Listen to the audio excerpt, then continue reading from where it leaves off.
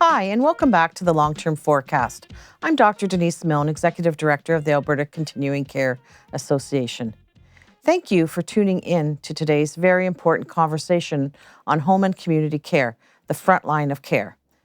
This episode explores how home and community care-based services are supporting Albertans to live well in their communities for as long as possible. Before we begin, I'd like to thank our generous sponsors, Home Instead and Vitality at Home. Home Instead is a trusted provider of personalized home care support. In 2009, Debbie Franchuk saw the gaps in the public system and realized Calgarians needed choices for their home care needs. The Calgary branch is a leader in the global Home Instead network, offering award-winning, compassionate, relationship-based care tailored to each client's needs. Home Instead is well established with professionally managed offices throughout the province. Services include personal care, dementia support, palliative care, meal preparation, and 24-hour assistance. Their mission is to enhance the aging experience by fostering connections, dignity, and independence through old-fashioned one-to-one relationships. Our second sponsor, Vitality at Home, is a Calgary-based home care company that specializes in providing personalized, high-quality care services to help seniors maintain their independence wherever home may be. Vitality offers a range of services, including personal care, companionship, dementia care, palliative care, and assistance with daily living activities. With a focus on compassionate and transparent support, their team is focused on creating exceptional experiences for their clients and their families. Now, I'm pleased to introduce today's guest, Dave Evans. Dave is the Vice President of Operations for Home Health in Western Canada and National Specialized Community Services at CBI Home Health. With over 25 years of experience in healthcare, including a background in emergency medical services and leadership roles with STARS Air Ambulance, Dave brings a deep commitment to ensuring a stable and sustainable home care future for some of Alberta's most vulnerable.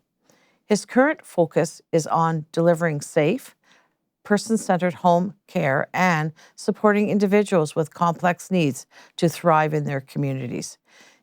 Dave, welcome. We're thrilled to have you with us today. Dave, can you take us through the journey of the work and how you've engaged with so many experts in Alberta's home and community care field? Yeah, thanks, Denise, for the warm introduction, and again, thanks again for sponsoring Home Instead and Vitality at Home for sponsoring this event. They were key members, actually, the working group that we started about a year ago. So, really appreciate their support. Denise, continuing care is really fortunate to have an active association like ACCA that actively engages with its members, through different events and conferences, etc. And quite frankly, the advocacy that also happens with ACCA is quite strong as well. So we're really, really fortunate there. But through all those member events and through the conference and the annual conference that occurs, and just through really good dialogue with members, it kind of allows the opportunity to talk about different challenges and as well as different opportunities that we're seeing in the sector. But through that dialogue that has occurred, particularly over the past couple of years, and with all the change that was occurring, it was really felt that home care wasn't really widely understood, nor represented well within the sector. And so, we thought that there was maybe an opportunity that we could bring some industry leaders together, in a formal committee setting and start to talk about some of these challenges and solutions, quite frankly, where we could see, some potential changes in the system. So it's hard to believe, but over a year ago, we started that home care working group, and that was comprised of industry leaders from across the province. That was made up of those that provide contracted services through AHS, independent providers that provide primarily provide, personalized home care privately or through the client-directed home care model. We had leaders that were part of the committee that worked in assisted living or congregate facilities. We had frontline workers and other industry experts that helped kind of drive some of the committee work. Yeah, it that committee has an ongoing life, as you know, and Yeah. talk about an excellent group of folks with different backgrounds and different ways of looking at home and community care. It was surprisingly exceptional. And the product of the paper, right? But so, Dave, we know that home and community care plays a vital and critical role in helping Alberta stay in their homes as long as possible. That is the goal. Can you walk us through the range of medical and non-medical supports that are typically provided in home and community care? Yeah, absolutely. But I think before we get into, the type of supports, I think it's really important to also talk about some of the data Yeah. that was shown in the paper, because, when you talk about keeping Albertans in their homes for as long as possible, thriving at home, in communities, et cetera, there's some interesting data that shows by 2031, 1 in 5 Albertans will be over the age of 65. Yeah. And that demand for continuing care services is projected to increase by 80%, over the next 10 years. The MNP report, the facility-based continuing care review, recommended increasing home care, home-based care from 61% to 70% by 2030, ultimately reducing, some of the facility-based care by 30%. This shift, just the shift in that is projected to save, over $450 million annually. And then you think about the $1.7 billion in cumulative capital costs. It's a massive, massive impact. And it really truly shows the need to invest in home care. And, we want individuals to age, in place and live as independently as possible for as long as possible, in their home. So with that, home care is able to support individuals with specific needs, all the way from chronic conditions to complex needs. And, the providers are there to be able to do that. But there's simple medical support such as personal care and supporting, individuals with their activities, such as, just simple, activities in daily living, such as bathing, showering, grooming, getting dressed in the morning, getting ready for bed in the morning. We were able to provide medications. Sometimes that's even injections like insulin, for example, for, people with chronic conditions like diabetes. Wound care, lift supports, we can do that. There's ostomy care, catheter care, it goes on and on and on.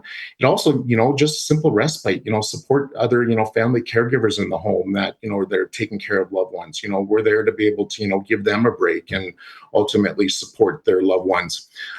Even up to end of life or palliative care. Home care is up to that challenge as well to make sure that people, are able to, pass away with dignity in their own home, comfortable. We're there to support that. So, that's kind of, at a high level from a medical standpoint. From a non-medical standpoint, you can start to get into really important things that keep people independent. And that's, meal preparation, simple homemaking, laundry, driving people to appointments if need be. I talked about respite and companionship. These are all key areas that, you think about, a senior having to shovel their walks or, do their, lawn maintenance and stuff like that. That can be really, really challenging for people, but it's a big part about being able to keep them at home if we're able to do that. So, so I think those are kind of the non-medical pieces that that the home care industry is also able to support on, Denise. And when you think about home and community care, the other piece is the nimbleness of home and community care, like being able to flex with the needs of that individual rather than, staying maybe in a kind of a more formal or rigid approach of, no, that's not our job. But if I'm a home care person and that person needs me to take their garbage out, for example, because of mobility, like I want to be able to do that, right? Because we do want to use whatever strategies we can to keep them in their home safest with quality care. And like really that came out strongly in the home and community care interest group, right? Like we've got to look at, like, change our mindset. We've got to look at things differently to sort of to be where the client is at and to meet their needs so that they can stay in their home. Wow, 100%, Denise. And you think, the scenario you just gave around, taking garbage out, like something super, super simple, but think about it, there could be a slip, a trip, a fall, in doing so. And now all of a sudden you're dealing with, a fractured hip, a hospitalization, potentially then, a decompensating state where they're going to end up potentially in long-term care and impacting wait lists and stuff. So it's just simple things like that that can really, really impact the system well. And do you see a difference, like in like looking at rural Alberta too, like where there's opportunities where community will step up to support that community member to stay in their home longest? Like I think when we were with the group, like there's a piece around the rural area that we continue to address in the interest group. Yeah, rural is really, really challenging. And so what you're always trying to do is figure out how to get people at the right time at the right place. And small town communities are amazing. We've seen examples where we hear of long-term care. Long-term cares that are able to supply meals, for people still living independently in their homes, and they're able to either drive in to get those meals or they're delivered, et cetera. So, I think the small town mindset does come into play, but at the end of the day, I still feel like there's a gap in rural care, and it's not an easy problem to solve. You look at the geography of Alberta, and it's very remote in some circumstances, and it can take, in some circumstances, a couple of hours to get to somebody. And you think about winters and rural roads and stuff like that. It can be quite challenging. So that did come out in the, just around equity in the paper, and how do we solve for that challenge? I don't have all the answers. I wish I had the answer today, because I think we'd be able to solve for them. But there's a number of different opportunities there from a rural standpoint. I think where you can lean on small town communities to help support individuals. And coming from rural Alberta myself, my husband, married to a farmer, as you know, and he supports two elderly individuals that if he didn't Yeah, put the supports in, like, cleaning their driveways off in the winter so home care can get in, they right. wouldn't be in their homes. It is, and so here's an opportunity for, my husband Kevin or whoever to rally around and keep these people, in their home because they have the capacity to manage in their home. They just need Mhm. some additional support, right? And I mean, that clearly came out in our interest group. Like, we can't lose sight of rural Alberta. 100%. Okay. So, Dave, um, from your lens as chair of the Home and Community Interest Group for ACCA, can you speak to like the effectiveness or the collaboration? Like it was a very kind of divergent group in some ways, and I know, you know, we worked all hard, the whole team, the interest group, on pulling together. Can you speak a bit about, coming from different lenses, but we came to the same kind of common goals? Yeah, I like how you like diverse. It was like a real diverse group, but wow, what a team, in terms of when we got that group together, and the different thought leaders that were part of that team. Really, such strong contributions. And I remember, Denise, when we were first strategizing about the committee, and do we have two committees, right? Just because it is so diverse around needs and kind of the outcomes that come with that. And, we quickly discovered that we need one voice. One voice Yeah. as a sector is incredibly important, especially when, we're advocating with government and really trying to get that shared understanding across.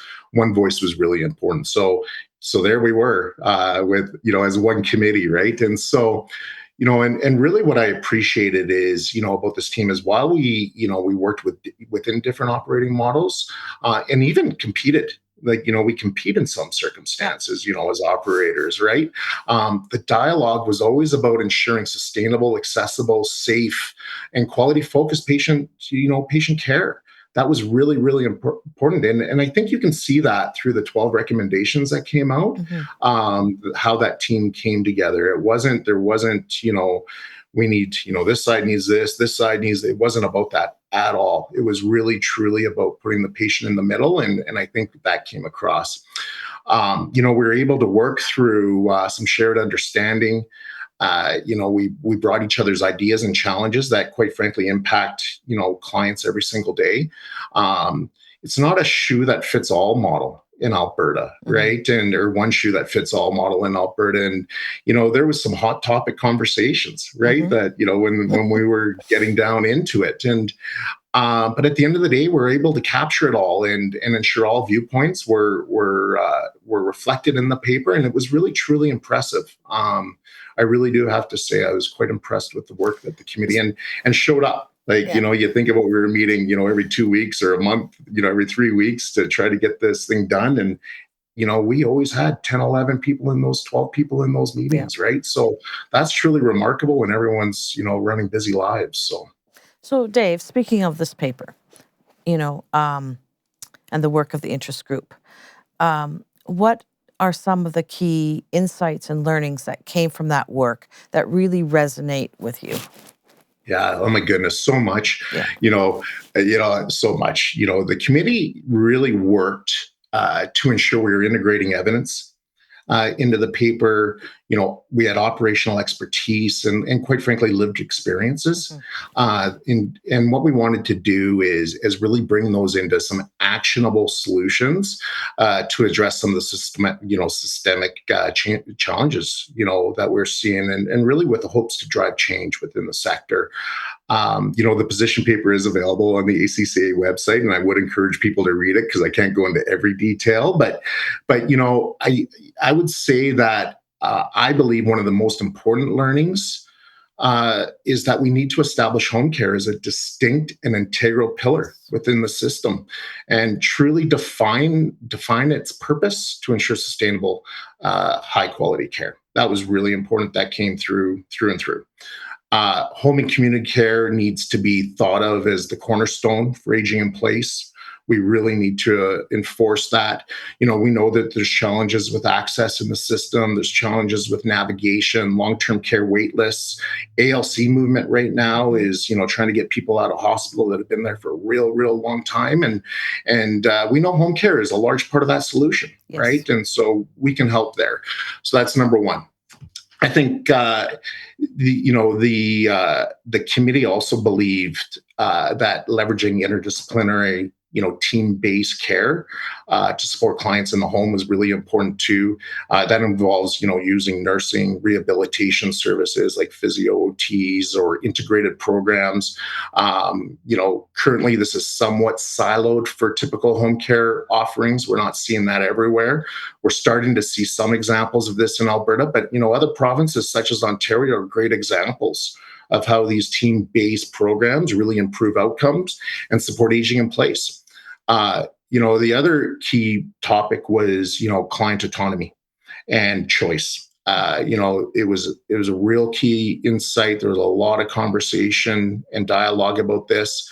We know choice is incredibly important to Albertans. Today, under traditional contracted home care, the care is very transactional versus really client driven. What does the client truly need? We talk about just simple tasks like taking the garbage out, right? Some circumstances that doesn't happen, and so it needs to be more client driven or centered for that matter. And we also believed, I think it came out too, that choice can be part of both contracted and private care models. To help support the autonomy and choice, we want to make sure that there's safety parameters and quality through standards. Amongst providers that don't have the same oversight through, what we typically see through AHS contracted delivery, and participate in programs, such as, client-directed care was also important to the committee. But just, again, making sure that there's a safety component about that, and, there's standards and, there's some governance and assurance around that, I think was key. And at the end of the day, we just want to make sure that, it's the same diligence, safe care, reduce risk.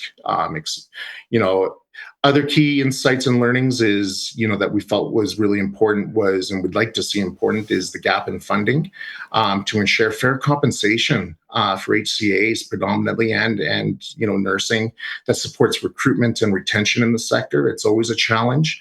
Our research has showed that for the most part, Alberta, was behind when it comes to home care rates, and so we think we could do better there, with the intent to really support compensation for healthcare aides. We often see healthcare aides leaving the sector for higher paying jobs, in sometimes facility based care if they're going to go work, in hospitals. Or leaving the sector entirely, and that's challenging too. It's an HCA's job is incredibly difficult, especially in home care. We talked about the rural component and driving down in the middle of winter, minus 45, on rural roads. It's tough, right? And quite frankly, we need to stabilize the workforce in the sector, and we believe rates will help with that. We need to look at HCA training, making sure it's really truly meeting the needs today, and how the work that they're actually doing in terms of scope of practice, and making sure that they're able to support clients differently there. And then, we talk again about rural. I know I bring it up often, but it's, we got to set it up a little bit differently, right? The funding's kind of the same for rural versus urban, and it's totally different work and way more complexity associated with that and cost. So we thought that was important. And we know, Denise, that a sustainable home care sector will reduce hospitalizations, will support those who get out of hospital sooner, as well as those who, quite frankly, just want to age in place and live as independently as much as possible. Right? That's when the 12 recommendations came out, that was the goal. That was the intent. Yeah, agree. So, Dave, following the release of the position paper, how has the conversation with the government progressed? Yeah, really, really, really supportive. And it was really nice to see how the government embraced that paper. And it drew some attention very quickly. It didn't sit on the corner of a desk and, collect dust. We got attention right away. And as soon as it was approved by the ACCA board, it went to key individuals like Minister LaGrange and Minister Nixon, so they saw it right away. We're also really fortunate that Denise, you were part of that meeting with Faisal as our board chair, to be able to sit down with Commissioner Cynthia Farmer, Assistant Deputy Minister Maggie Carroll, and Assistant Deputy Minister Sean Petty, right, to discuss the recommendations and kind of go through the paper. And man, I was really encouraged after that meeting. I thought they truly care about the sector. They want to learn more about the sector, and ultimately support the sector. And like I said, I was really encouraged by that. And I think they also understand that there's gaps and there's needs, and they're there to help with that. We appreciate that there's tons happening right now, just in health in general. So, I would say that, it's going to take some time, right, to ultimately get, there's so many priorities, right, when you look at all the change that's happening. But I'm really encouraged that, the commissioner and new ALA leadership, they want to meet with us. They want to meet with us in person, including, the other working group within the continuing care sector, and they want to meet with the entire committee. And I think that's important too, not just to hear your voice, my voice, Faisal's voice at the table, but hear the entire committee, because of just the diverse thoughts around how we can do better in the sector, and how we can support differently. So I'm really excited about that. Great. You know what? I feel very confident that government has heard us, heard the interest group. We know that the commissioner raved about the position paper. She felt it was very well written, hit the mark, all that good stuff. She described home care as the answer. And I agree with you. It's that front end that really needs to be focused on, to allow Albertans to have the choice to do what they need to do to stay in their homes as long as possible. And we need to ensure that wraparound. And I think the paper really addressed that through the interest group. So I'm feeling quite excited about the next steps for the Yeah. interest group and the paper. And we know that government, wants to meet with us about standards and safety and stuff like that, right? Which obviously you're going to be engaged in. And I think there's a real strong future here. I think we've been Yeah. able to articulate, here's the steps, Yeah. here's the blueprint, and let's get going. Yeah. Yeah, and it wasn't just recommendations. I would say that it was really important that we were able to, this is how we can do it, Yeah. right? Yeah. And this is how we can help. And so I thought that was a big piece too. And the research and the evidence supporting sort of the blueprint was all there for government to, okay, this is the rationale, this is the data, let's move on it, right? Let's do things differently. Yeah, There's a lot agreed. we need to keep, but some things we need to change.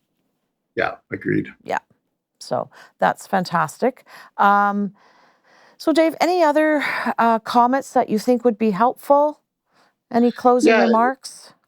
I would just say that, as we look ahead, around the hopes around all this and where we kind of, hope, we can kind of move forward in the next 6 months is, my main hope, Denise, is all these recommendations, get implemented and actioned. Mhm.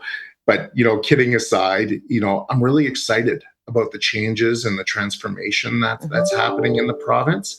I'm really encouraged that decision makers, right, and in the province, are starting to see home care, kind of at the top of the food chain, Yeah. right at the top of the pyramid, to just make sure that people are able to age at home and with dignity and in place, and to also support the overall system, right? I Yeah. think they're seeing that as a key component, and I'm really excited about that. Really excited that we're going to be able to get the committee together again and be able to meet with those senior leaders. Just face to face is always really good, and you can really start to hammer out some of these key points. And like I said, the committee's got some great ideas and some, quite frankly, solutions that can help. And there's so many opportunities in this province right now, and different solutions to help optimize and integrate care delivery. And I believe we have the right people in place now to be able to make that happen. And it's really encouraging, and I'm really excited about it. Fabulous, Dave. I concur. I think we're on Yeah. a really good track. Yeah, great. Dave, thank you for joining us today and sharing your insights on this important initiative. Your leadership and expertise are instrumental in driving this work forward, and we're excited to see the impact it will have. The work of the Home and Community Care Interest Group holds great promise in shaping a stronger future for Albertans. To our listeners, if you found this conversation helpful, please take a moment to leave us a review and share this episode with your network. Your support helps us amplify this important work. Thank you again for tuning in. We'll see you next time on the Long-Term Forecast.